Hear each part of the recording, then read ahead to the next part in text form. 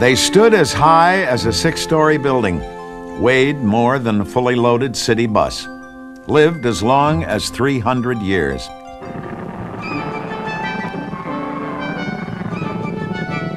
Contrary to the roles Hollywood assigned them, they were the most vital, intelligent, and highly developed creatures the world had ever seen, and they ruled for 140 million years.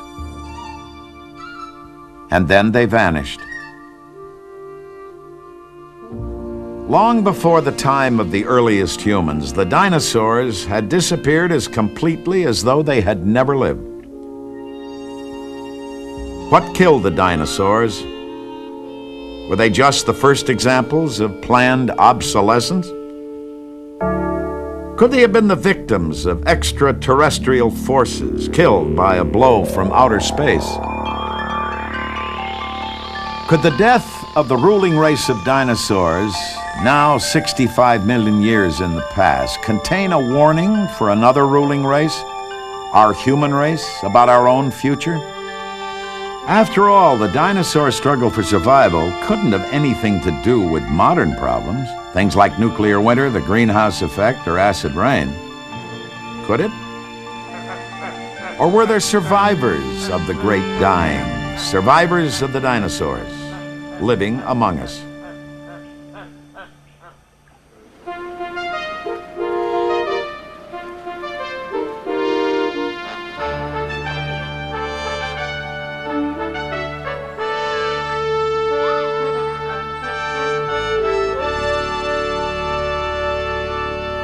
Dinosaurs hold a special magnetism for children. Perhaps children can believe what the rest of us can barely imagine. These huge beasts, the likes of which no one has ever seen, once walked the earth and ruled it. What is there in us that responds to the dinosaurs?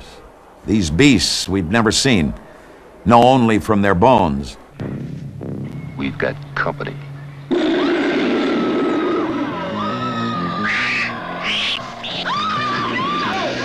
Their magnetism has been as strong at the movies as at the museum.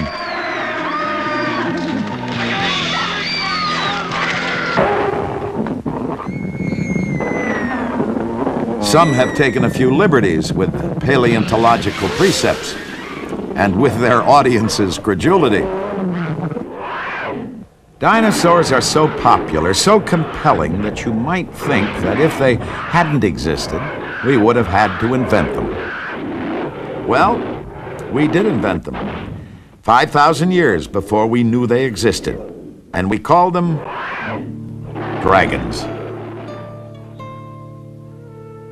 Following the dragon spoor through history and prehistory takes us, one scholar said, backward and backward to the very beginning of human philosophy. It is perhaps the most antique product of human imagination, and it stalks picturesque and portentous through medieval legend. St. George slew a dragon, so did Beowulf and Siegfried. They knew the dragon in Crete and Phoenicia, in Sinai and Yemen, and the Red Sea, on the islands of the South Pacific, the East Indies, Australia, and Mexico. They knew the dragon well in ancient China and in the cradle of civilization, Babylon and Mesopotamia. They knew him in the Bible, the book of Revelation, chapter 12, verse 7. There was war in heaven, and the great dragon was cast out, that old serpent called the devil and Satan. The last dinosaur was dead at least 60 million years before the earliest human was born.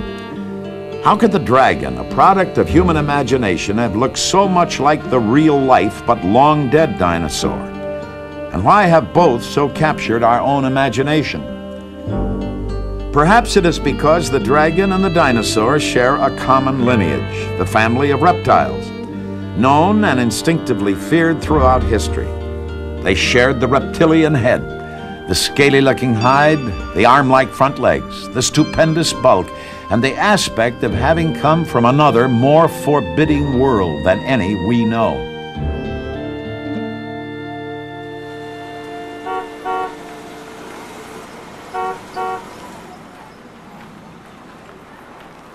Come with us back to the world of the dinosaurs.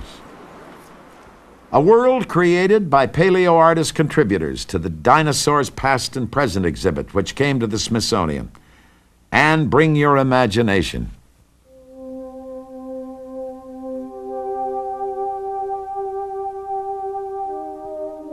A voyage to the world of the dinosaurs, booked on a vessel, fueled by science and imagination, is a voyage to a different time and a different world.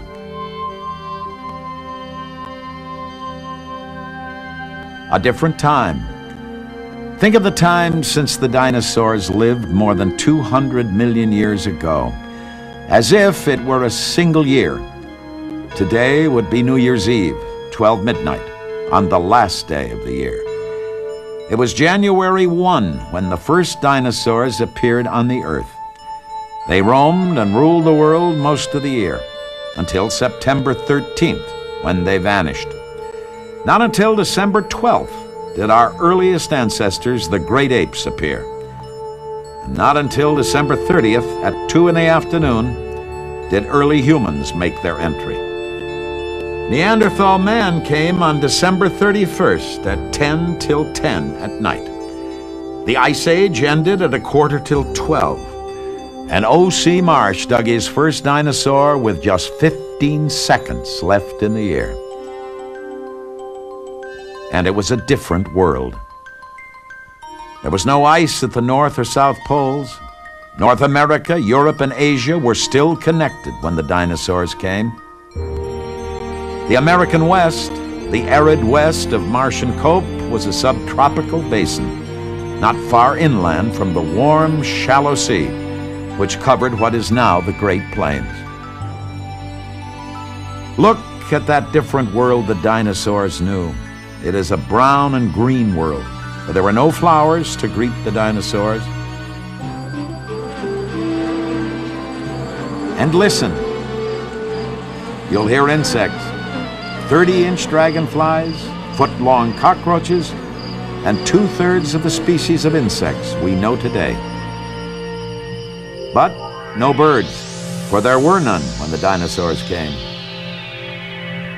What would become the desert Southwest in about 200 million years was populated by creatures that mounted a fearsome-looking arsenal of plates, spikes, and armor. But all their weaponry and heft were no more than the best offense, a good defense, against the deceptively slim and graceful predator Coelophysis. Just 6 feet long, including 3 feet of tail, and weighing no more than 100 pounds. Coelophysis could never have won a frontal attack against its much larger prey, but the weight of the grazing herbivores became a liability when pursued by the speedy and long-legged Coelophysis.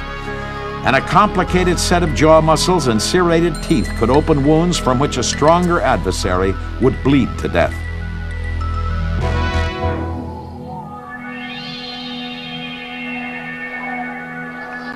The skies belonged to the pterosaurs. With wingspans ranging from a few inches to 60 feet, the pterosaur had wings like a bat's, but it was a reptile, not a mammal like the bat. And it lived off fish it plucked from the ocean, like a pelican.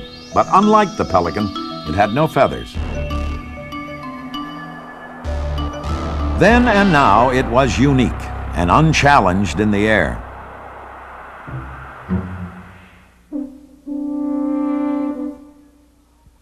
For sheer size and bulk, no animal that walked the earth ever rivaled the giant sauropods, Diplodocus, Brontosaurus, Mamenchosaurus, and the rest.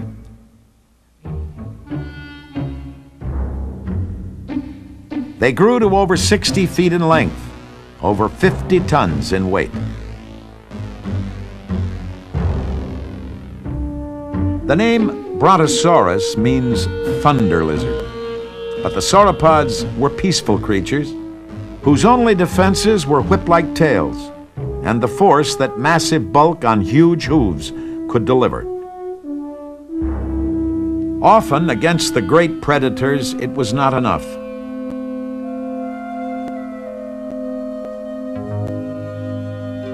Long necks and a taste for vegetation at a rate of about half a ton a day led Diplodocus and Brontosaurus to forage among treetop foliage.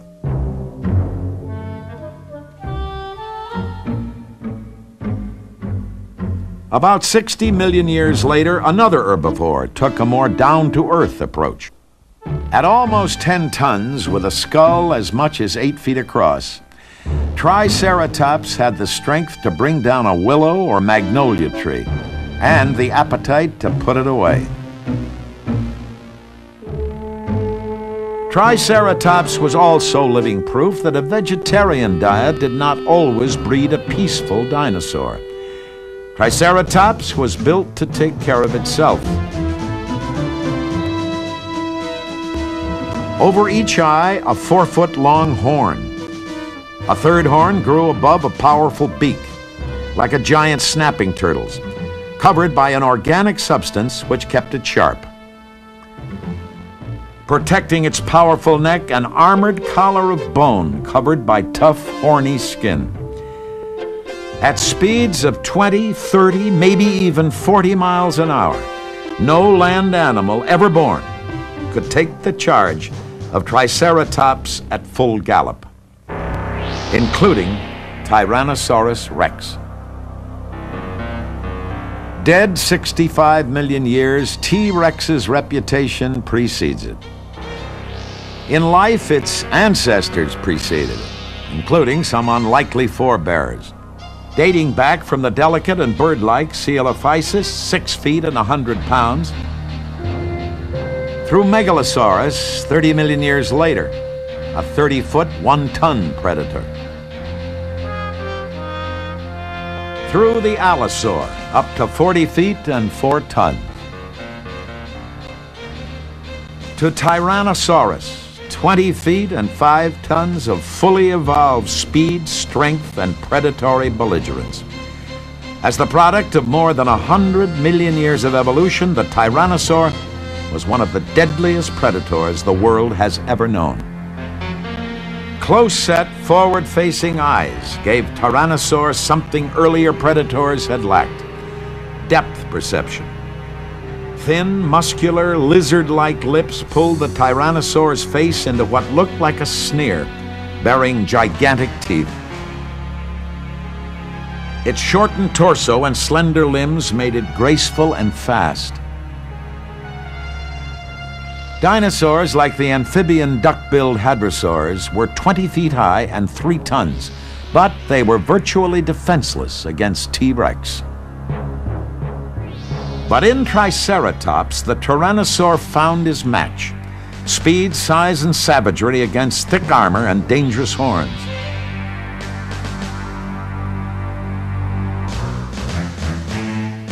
The scene has been portrayed hundreds of times, but it remains thrilling, Thacker has written.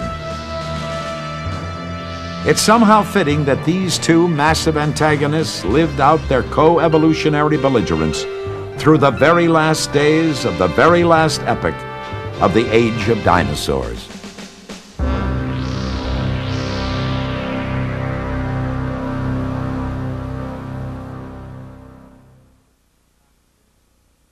The Dinosaurs Past and Present exhibit was a showcase for a different kind of artist. Artists who paint what neither they nor anyone else has ever seen. One of the best of the dinosaur artists, Eleanor Kish, the creator of a remarkable alloy of science and art, has come to the Smithsonian to create her next masterpiece, a new mural for the Museum of Natural History.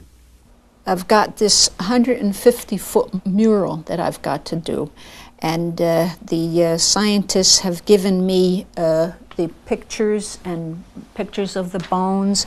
They've showed me throughout the museum where the bones are, and I could measure them. And being that I don't trust other people's work that I can copy outright, so I've got to work with the bones myself, right down to accurate bone measurements. And once I get all these models done, they're being done to scale 1.5 inches to a foot. and I'm going to pose these creatures all in a row in exactly the positions we want. We want some of them diving down to eat the other. It's all eat and be eaten in that world under the sea. And when I get this all laid out, then I'll be capable of doing my pencil drawing from that. From there, I go into an 1.5-inch scale painting of the mural exactly the way it's going to be painted. And from this, then I enlarge that 1.5 to 1 foot onto the wall and begin my painting process.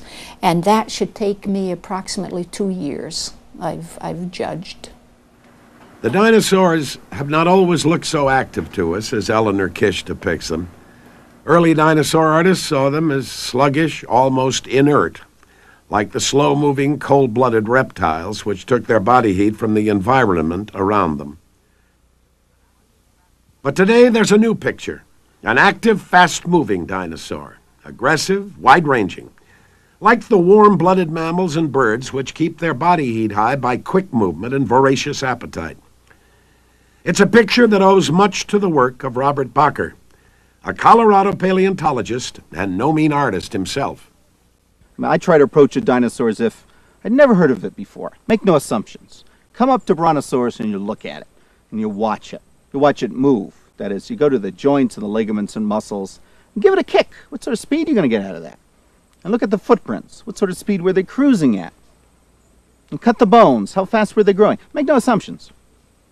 That's the best way to approach an unknown animal. Sort of experiment with it.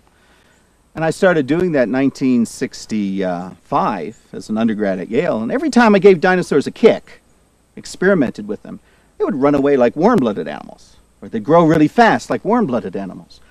Or they'd colonize the far north like warm-blooded animals. So I'm very conservative. I call them the way I see them. You know, I mean, if it walks like a duck, and looks like a duck, and smells like a duck, it's a duck. I mean, if it grows like a warm blood and runs like a warm blood, and its bone structure looks like a warm blood, hey, I'm going to call it a warm blood. Smithsonian senior curator Nicholas Houghton watches over a dinosaur collection so authoritative that other museums often consult it to verify their own identifications. And after 30 years at the Smithsonian, Nick Houghton is something of a dinosaur authority himself. I agree with Bacher to the extent that they were not sluggish. The footprints show quite clearly that they were very active, and with their hind legs underneath them, with their hind legs underneath them, or all fours underneath them, they had to remain active in the way that birds and mammals remain active. I think that their motion was more consonant with their size. Most of them were quite large, and like an elephant, he can get around as fast as he has to, and that's the type of locomotion that you had for most dinosaurs. Bacher's revolutionary ideas touched off a firestorm of controversy and new research as paleontologists sought to bolster, discredit, or modify Bacher's assertions. The debate was scientific, at least on the surface, but it was personal too. Were the dinosaurs cold-blooded like the lowly lizard, or warm-blooded like us? Argument for argument, example for example, Bacher and his critics took the dinosaur apart and put it back together. Now, I'm convinced dinosaurs were warm-blooded for the same series of reasons that convinced Thomas Henry Huxley in 1880 or Hermann von Meyer in 1834, and the reasons are this. If you look at dinosaur legs, and that's what impressed von Meyer, they're built for speed. They are very strong. In fact, von Meyer called the dinosaurs the pachypoda, the strong-footed animals. Dinosaurs have such big, strong legs that they must have been moving, on average, fast. Von Meyer, who named these things pachypoda, that doesn't mean strong feet, it means thick feet. And dinosaurs had big, strong, or thick feet to support weight, and they had plenty of that. It doesn't really imply that there was any speed involved. Number two, if you cut a dinosaur, literally, you cut dinosaur bones, and you look at them in thin section, you can take their blood pressure. The blood has rotted, and the blood vessels have rotted, but the holes left by the blood vessels preserve with great fidelity. You count those holes, dinosaur blood pressure, their blood flow rates, was way up there in the warm-blooded, hot-blooded zone. Bacher's argument about the fine or the microscopic structure of bone indicating some kind of elaborate control of body temperature, maintaining a high and constant body temperature, I think it's probably sound. Number 3, dinosaurs evolved very fast. Cold-blooded animals do not. The crocodiles and alligators alive today haven't changed much in 60 million years. Dinosaurs evolved very, very fast, and that's a warm-blooded property.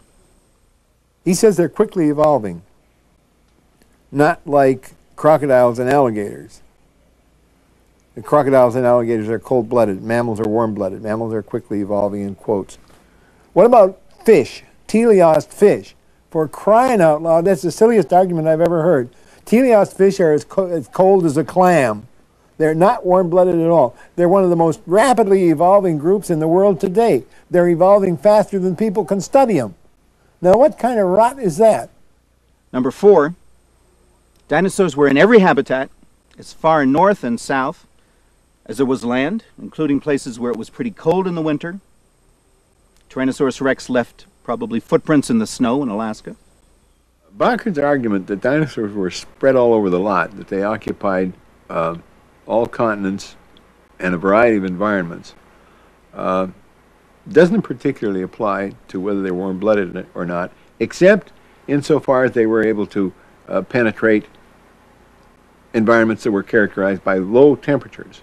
Well, it's possible that such things didn't exist during the Jurassic and Cretaceous, because the geologists tell us that there were no polar ice caps during that time, and that the temperature range from the equator to pole was much smaller than it is at the present time.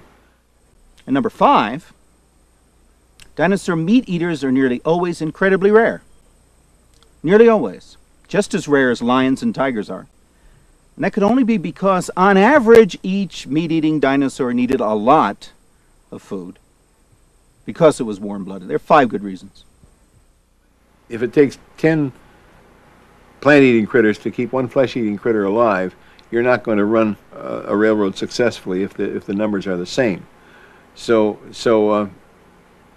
Bacher's argument for a very high number of prey animals relative to the number of predators as indicating a high and constant body activity, metabolism, warm-bloodedness, if you want to say that, is probably sound.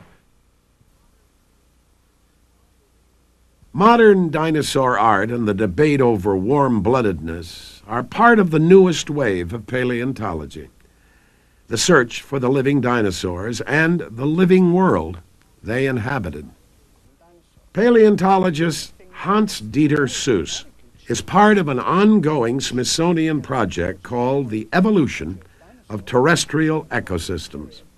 Paleontology for a long time was essentially handmaiden to the other geological sciences. Paleontologists were there to describe fossils, to use those fossils to attempt age assessments for the sedimentary rocks that contained them, and this was pretty much what paleontology was restricted to. In recent years, there's also been a new line of research that has actually started to look at animals in a way as machines. How do animals feed? How do animals move? And due to a variety of sophisticated techniques, particularly electromyography, where you actually register electrical activity patterns of muscles as they become active, say during chewing or moving, and combined with that, filming animals with X-ray pictures, so you get sort of an X-ray cineradiography. You can suddenly see bones as part of a living being, and bones are thus no longer just dead, inert objects, but are part of a living organism. And once we understand the rules and principles that underlie the bones in living animals, we can apply this knowledge to the fossil record. But as Hans-Dieter Seuss points out, All our new high-tech knowledge of the dinosaur is grounded on the same distinctly low-tech source. Fossils are the only tangible line of evidence about patterns of evolutionary processes in the past. They are the only direct evidence. Everything that we know from population genetics and molecular biology is pretty much restricted to organisms that live right now. However, if we want to get the grand picture, how ecological communities came into being, how the entire biosphere developed, we really have to look at the fossil record.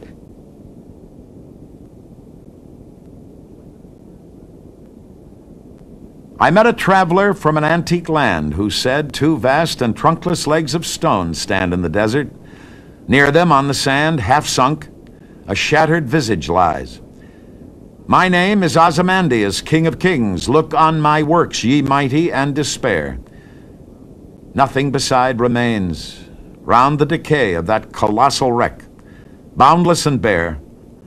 The lone and level sands stretch far away.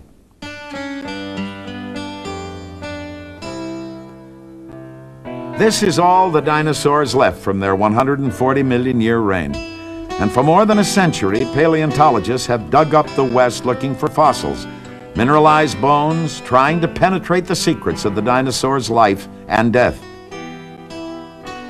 The Smithsonian is home to much of the collection of OC for Othniel Charles, Marsh, heir to a fortune, Yale professor, frontier filibusterer, and paleontological plutocrat. Over a quarter century of digging, Marsh led and dispatched regiment after regiment across the West. Led by guides and scouts like Marsh's friend, William Cody, the legendary Buffalo Bill, and armed to the teeth against Indian marauders and Marsh's paleontological arch-rival, Edward Drinker Cope. Marsh, a colleague wrote, was a crack shot and a fisherman of repute, at his best around the campfire, where the swapping of tall stories is a highly appreciated art. Marsh and Cope and their followers were the lead prospectors in a bone rush, and their journals painted scenes of the adventure and discovery of the frontier. The Yale party was mounted on Indian ponies and armed with rifle, revolver, geological hammer, and bowie knife. By day, hour after hour, they marched over burning sand hills without rocks or trees or sign of water, while the thermometer stood at 110 in the shade of the wagons. It was my first visit to the far west, Marsh wrote, and all was new and strange, reminding me of mid-ocean with its long rolling waves, brought suddenly to rest. It was, in fact, the bottom of an ancient sea.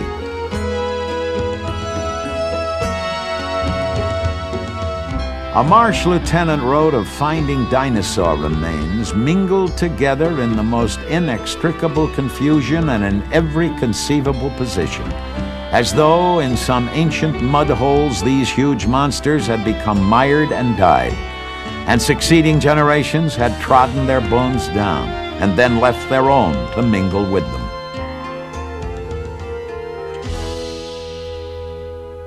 This is not the west of Marsh's time, but ours.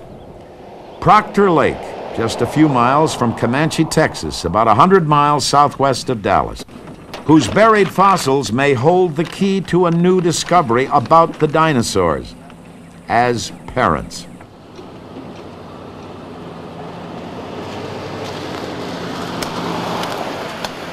The lure of hunting dinosaurs has not weakened in the 100 years since Marsh. And if modern explorers arrive in a pickup truck instead of on horseback, the rest of the search goes on much as it did 100 years ago. The chance to uncover what has been hidden for 100 million years, to see something that was last seen by the dinosaurs themselves, still has the power to draw people with a hankering for discovery. Like Nicholas Houghton, paleontologist, writer, dinosaur digger, and senior curator at the Smithsonian Institution. Lou Jacobs, the Southern Methodist University professor and paleontologist who heads up the Proctor Lake Project. Phil Murray, head of paleontology at nearby Tarleton State, co-sponsor of the project. Will Downs and Kent Newman, expert field paleontologists. And Dale Winkler, whom Jacobs calls the scientific brains of the operation. Certain direction from a certain body part. Here, Nick. Oh, wow. So here's the leg, the other one. That's a toe there. Nicely preserved. Yeah, we ought to get that out. The Proctor Lake crew can see the trail of the dinosaur in what to the untrained eye is a scattering of rock. They're pretty big. What, is that the femur we're looking at? Yeah. Yeah. Okay. I think we're starting to... Every blow of the pick loosens a cloud of chalk dust. Working carefully and patiently with brush and awl, I uncover enough of the bone so that I can tell what I have found. Those are the words of Charles H. Sternberg, a dinosaur hunter who worked under both Marsh and Cope. Sternberg's description is a century old, but the process of digging for dinosaurs has changed so little that it still fits.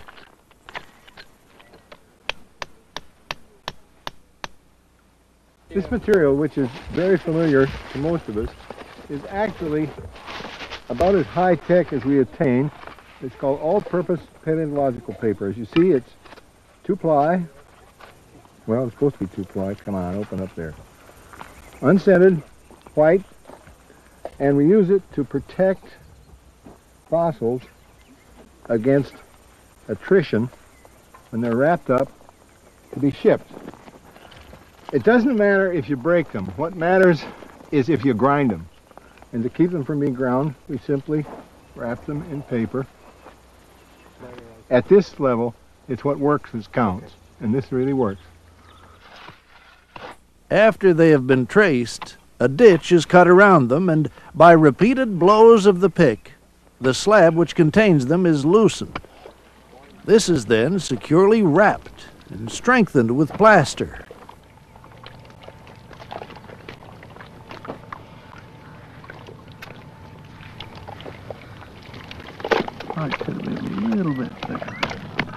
You kind of get a feel, man, it's a lot of guesswork as to how far that specimen actually goes down.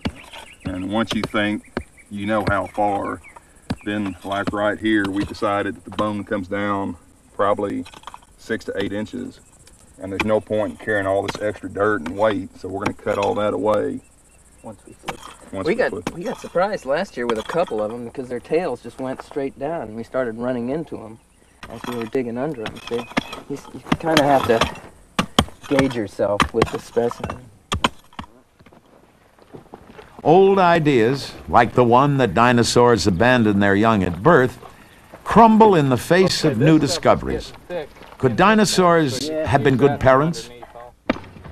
Whatever the case, you do have to explain why there are little ones here together and what reason it was that these animals came to this site for so many, presumably thousands of years, and kept coming back. At least it tells you in this case that small ones stayed around together. Maybe because they were staying in a nesting area, and maybe because the parents were protecting them here in this area. They shouldn't have that power. Let's do it. Count of 3? Okay. 1, 2, 3. Okay.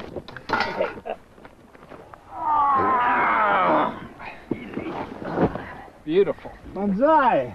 There it is. Perfect. No dinosaurs in the bottom. After the days of digging and plastering, there's time to assess the importance of what's been found. There were plant-eating dinosaurs that reached maybe 10 or 12 feet in maximum length and stood 4 or 5, maybe 6 feet high. Unlike most of the other dinosaurs that we would find in a typical site that's down near the coast, which would be dominated by carnivorous types and much larger sauropod, brontosaurs, that sort of thing.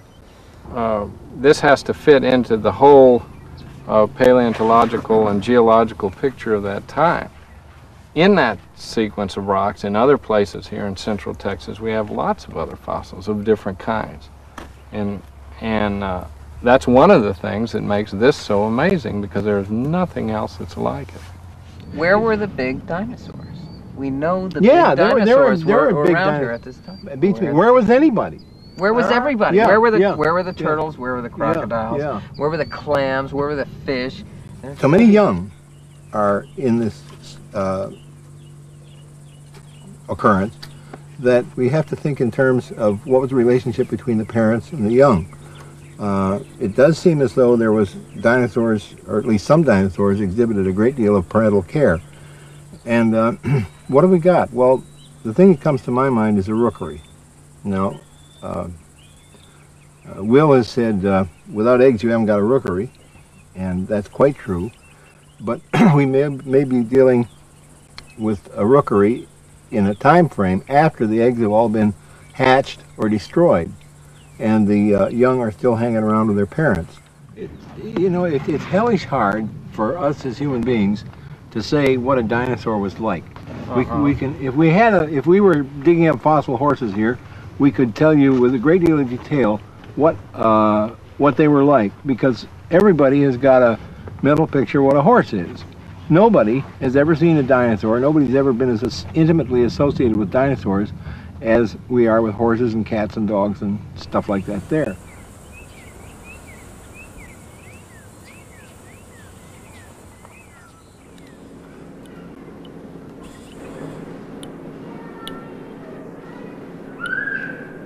Dinosaur bones that start at sites like the one at Proctor Lake go here. What I'm doing is just removing the rock off of the skeletons of these little dinosaurs so we can expose them and eventually get them out of the rock. It's just pure mechanical operation using a little pin is what we do all the fine work with. The block is from a place called Ghost Ranch in northern New Mexico. Inside the block there should be anywhere from 15 to 20 or 30 small dinosaurs, and hopefully something else besides Coelophysis, the little dinosaur, which is by far the most common animal from Ghost Ranch. You can see the skeletons come up to about this point here. When we prepare out this block, in other words, remove the rock over top of the bones, these skeletons should continue over the whole rock, and there should be about a dozen or two at least. And right here you can see the skull of a large individual animal. This is an animal that probably weighed about 50 pounds, which is pretty big for Coelophysis.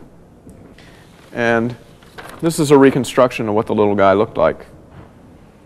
It's a very bird-like animal, even though if all you want to do to make this thing into a bird is put wings on it instead of the arms and eliminate the tail, and the rest of his anatomy is very much like a bird, except for a mouthful of teeth.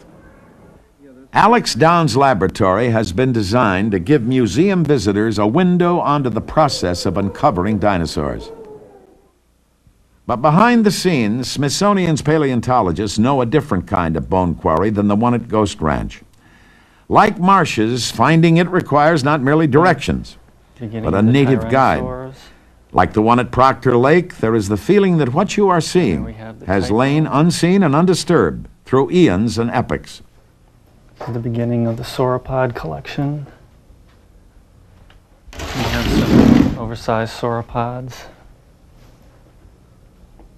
Here we have the brontosaurus claw. This paleontological treasure trove lies not in Texas or Montana, but in the Smithsonian itself, in uncharted territory which the Smithsonian's Michael Brett Sermon knows like the back of his hand.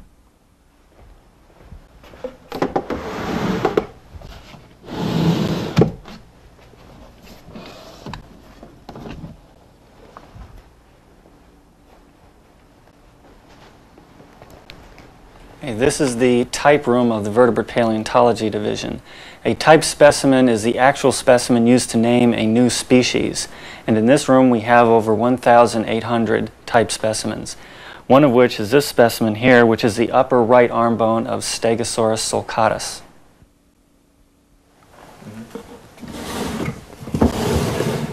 This is the armor of Edmontonia rugosidens. Generally, armor comes in 3 different types: spikes, clubs, and plates. These are the first series of neck plates, which would sit right about here and would act as a physical deterrent. This is one of the shoulder spikes, which would first act as a visual deterrent and then as a physical deterrent.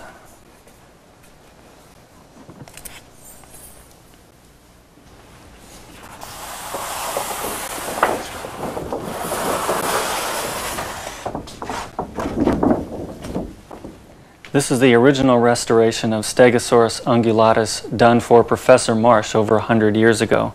The importance of artwork like this shows how we conceive the appearance of Stegosaurus over time. It shows what bones were available at the time of the restoration, what scientists thought the animal looked like, and it also shows the relative position and sizes of the bones for scientists who can't come look at the original material. This particular restoration shows the plates in a single row. Around 1914, another theory came along saying that the plates were in a sort of a staggered alternating row. And recently, in the 1980s, the original single row theory has been resurrected again based upon new evidence.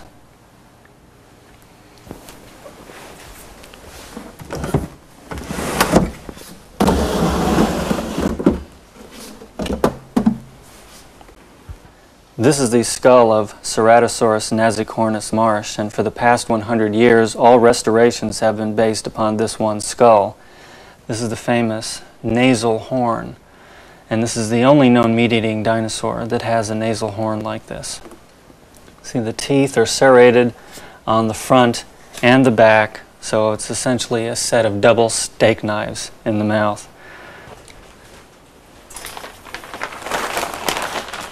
This is our type skull of Triceratops obtusus, which shows several interesting features. The tooth row here consists of a single set of teeth that has enamel on the inside and dentine on the outside. The enamel, being harder than the dentine, wears away at a slower rate, so this is a self-sharpening tooth. The tooth battery is oriented vertically, so the teeth don't come together as our teeth do, but they come together in a shearing plane. Triceratops is essentially the first Cuisinart. This is a brain cast of Triceratops. We've taken a skull of Triceratops and sectioned it right down the middle and peeled the halves apart so we can see the inner structure of the brain. The front is toward this area. This section of the brain is for the sense of smell. This is for hormone regulation, this is for muscle coordination, and this is for breathing and heart rate. And thinking occurred right in this area in here. It was once thought that a brain this small in an animal as large as Triceratops made these essentially very stupid animals because they were so limited in brain size. We can compare it to a similar cast of Tyrannosaurus rex. And as we could see, Tyrannosaurus has a little bit larger brain, but that's because it's a carnivore, and all carnivores have larger brains than herbivores. These are the two hands from a duck-billed dinosaur. This specimen over here is the left side where the bones are normal. This is how they normally look. On the right side, this animal has had his hand broken, and the bones have become shattered, and because they weren't reset, there's been wild, uncontrolled bone growth all throughout the sides of the bone here. And because the nearest doctor is 70 million years away, this is what happens when you sustain an injury in the Mesozoic.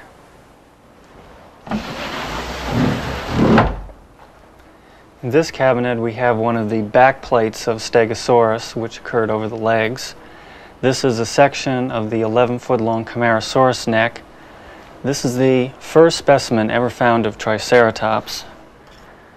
And this is the tail spike of Stegosaurus. Imagine 4 of these waving at you.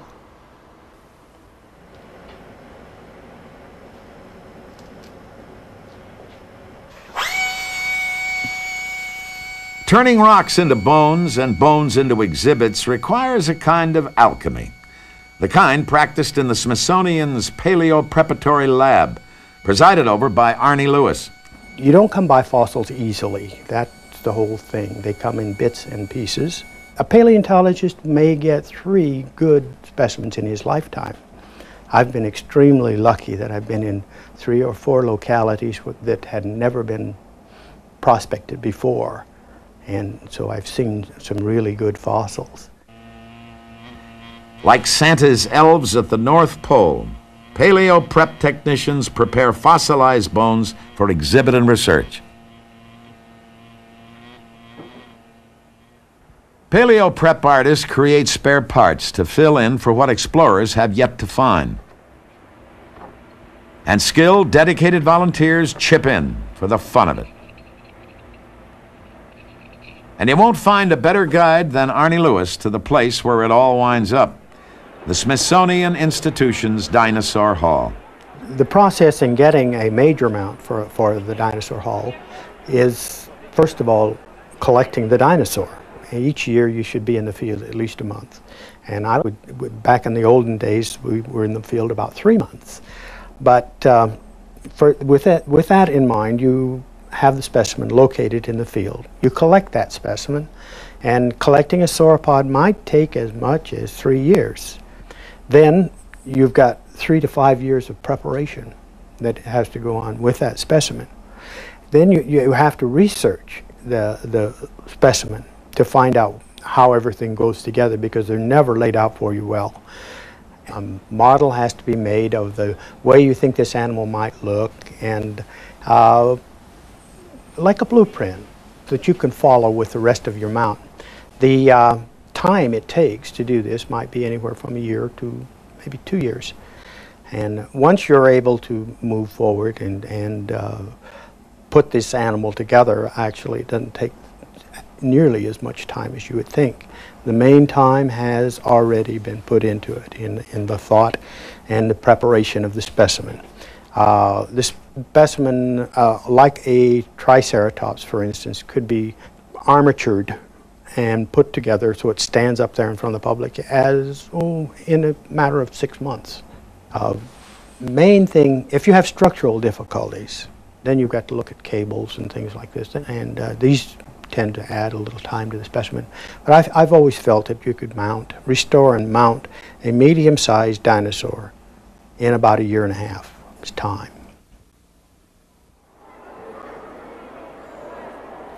Here's another way to get your own personal guided tour.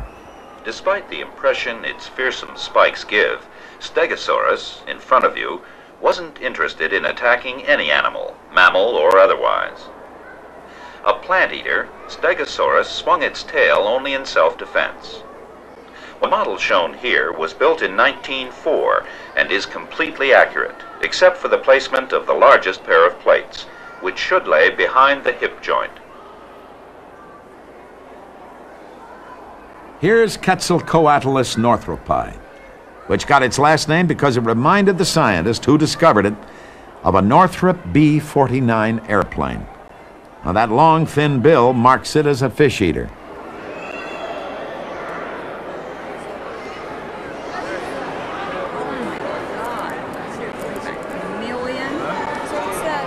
How do they know? Yeah, I want to go see that mean one over there. These are O.C. Marsh dinosaurs, a lot of them. Stegosaurus,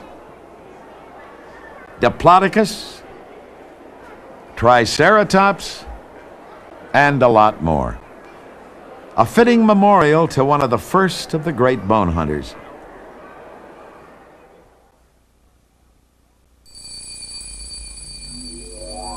Artist Mark Hallett calls his painting Dawn of a New Day. And from where the tiny mammals, our distant ancestors, sat, it was dawn. But the difference between dawn and dusk is one of perspective. And from where the dinosaurs lay, the sun had set. For 140 million years, the dinosaurs had ruled the world, and the mammals had been their timid subjects. Now, the mammals were on top, and the dinosaurs had been brought low. But how? And by whom? Or what? Many of us think that it wasn't murder at all, but a kind of suicide. The dinosaurs did it to themselves. They were just too big and stupid and obsolete to stay in business. But the evidence says different.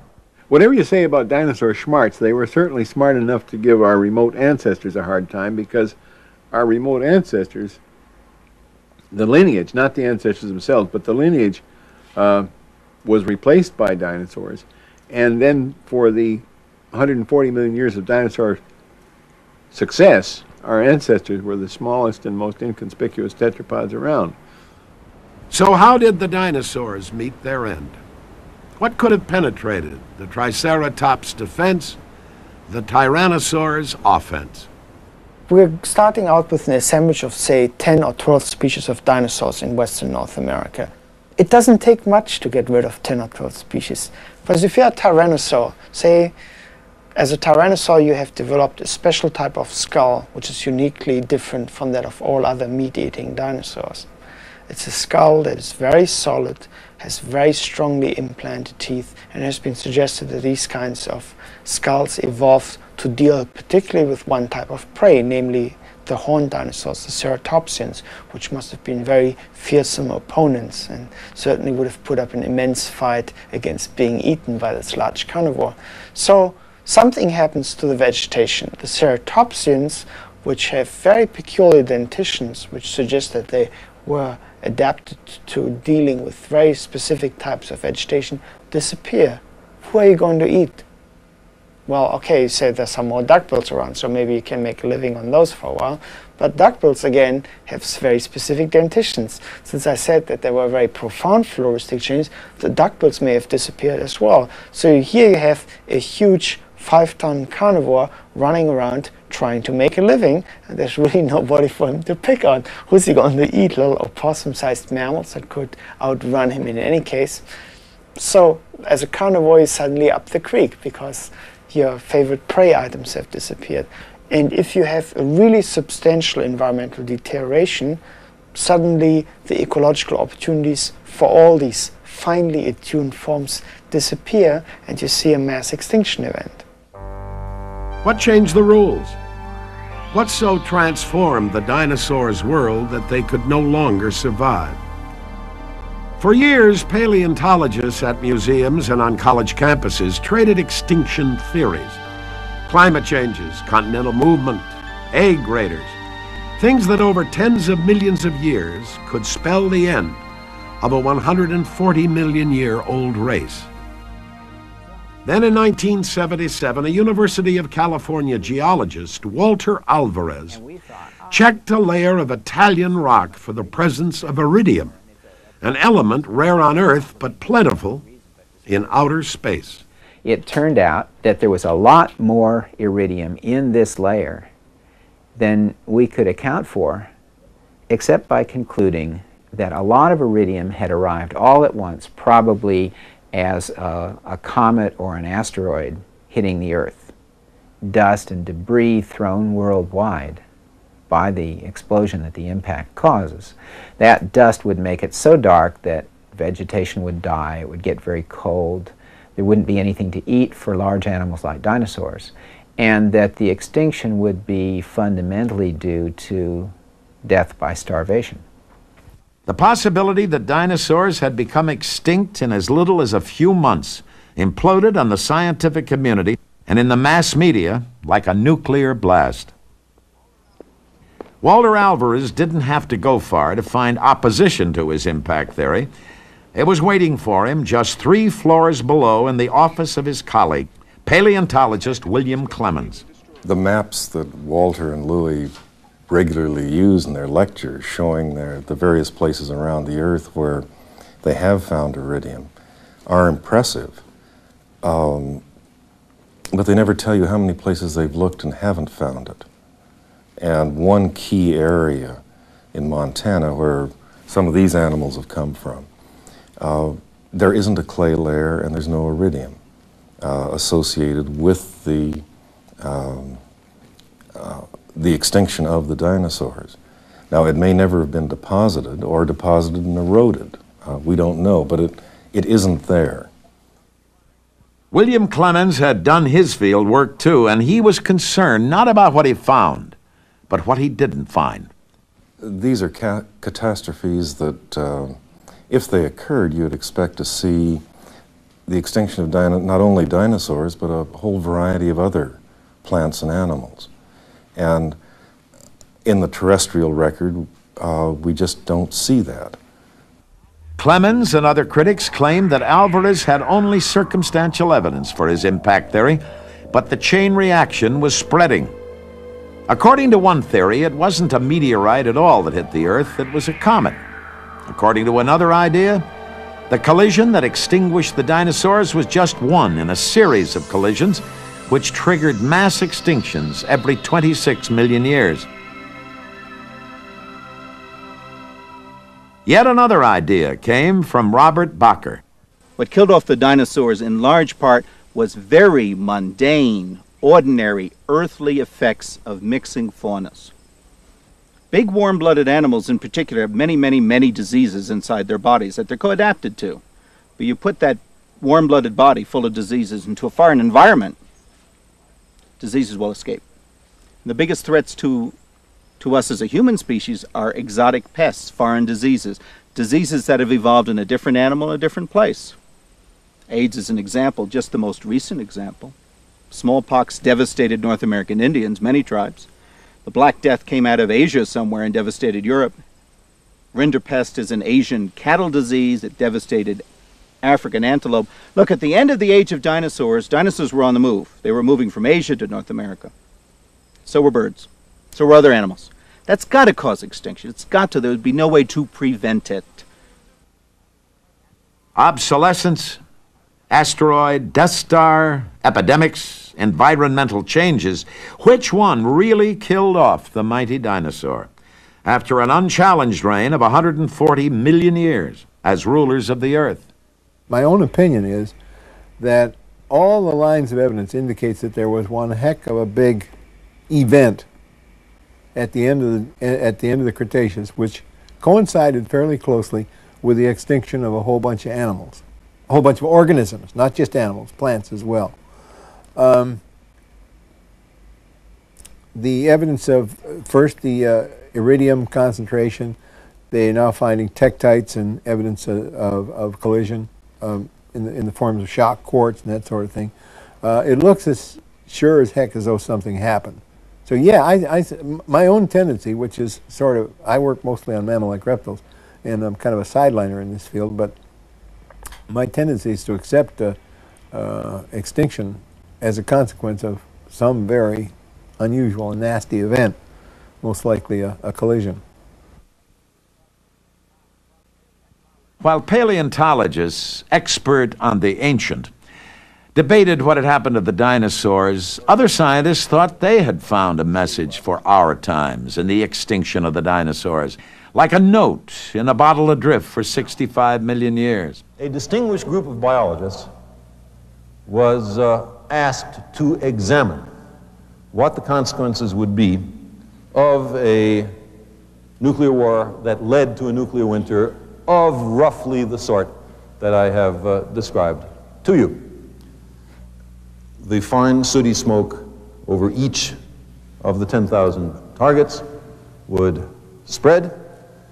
The gaps between them would rapidly fill in, and the lights would dim all over the planet.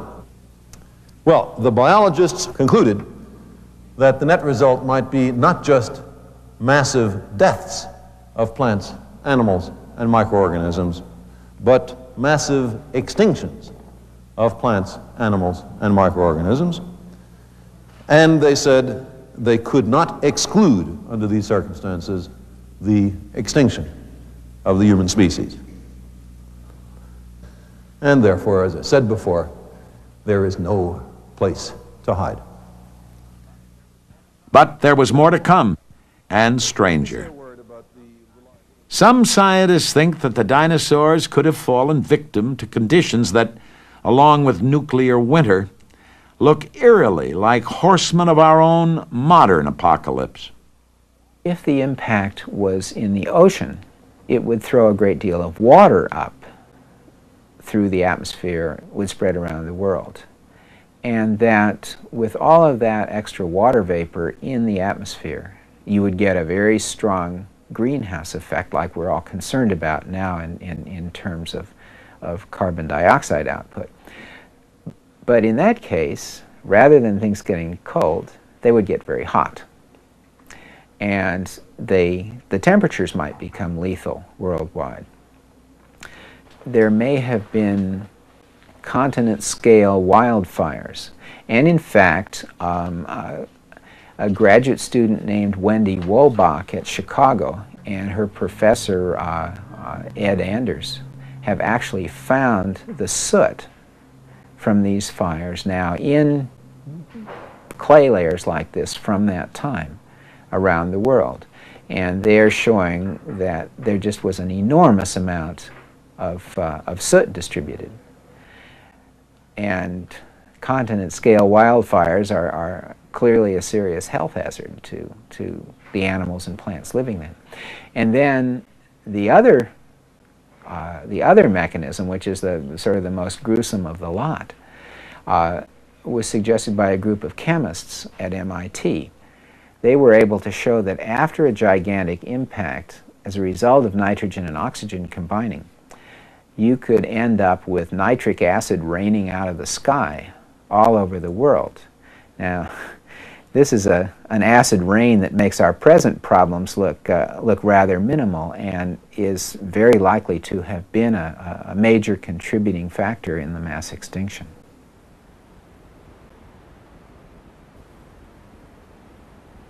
Suppose, just suppose, that the dinosaurs hadn't died out 65 million years ago. What might have become of them? Dale Russell asked himself the same question and came up with an answer. The Dinosauroid is an interesting thought experiment that we, a sculptor, Ron Sagan and I, tried to do.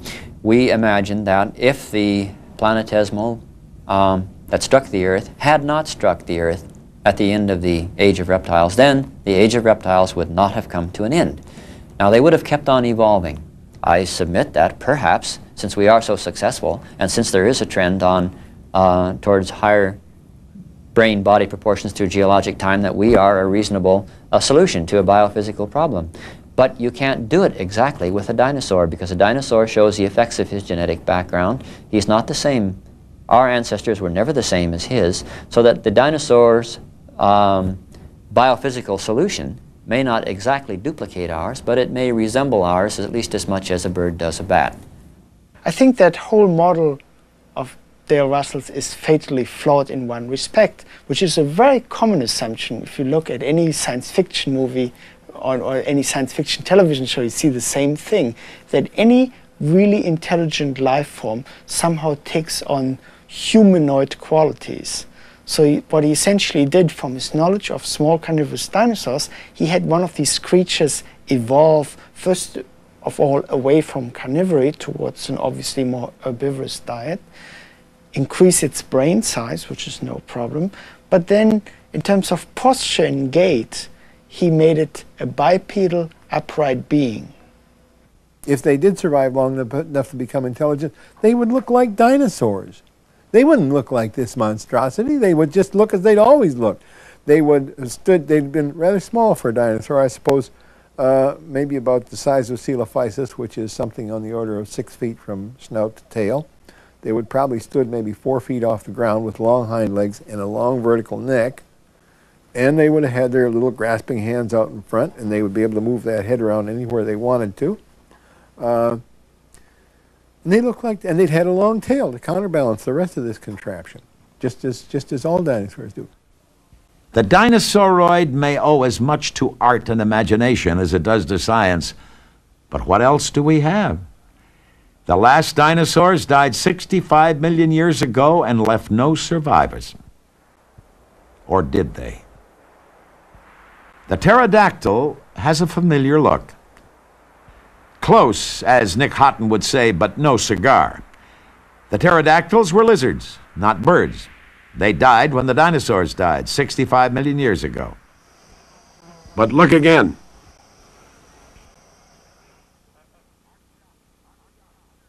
Archaeopteryx, 160 million years ago, the forerunner of the birds which fill our skies today. A dinosaur no bigger than a crow. Archaeopteryx couldn't fly with the ease and grace of today's birds, but its feathers allowed it to climb, glide, and with great effort, fly. And 65 million years ago, when the Great Dying felled the massive Alamosaurus, the fearsome Tyrannosaurus rex, and the heavily fortified Triceratops. The tiny birds, descendants of Archaeopteryx, survived, like mysterious survivors of Custer's last stand. But the birds aren't really the sole survivors of the kingdom of dinosaurs. For in the red Texas clay, yielding up only grudgingly its trove of ancient secrets, in the acres of shelves and cabinets which lie beneath the Smithsonian, in the laboratories where scientists and technicians reclaim dinosaurs from stone, and artists turn the fossil record into vivid reality, and in the great dinosaur hall of the Smithsonian Institution, the dinosaurs still live. In reassembled skeletons, in lifelike restorations, and in the imagination of the young of all ages, for whom dinosaurs have never been more alive.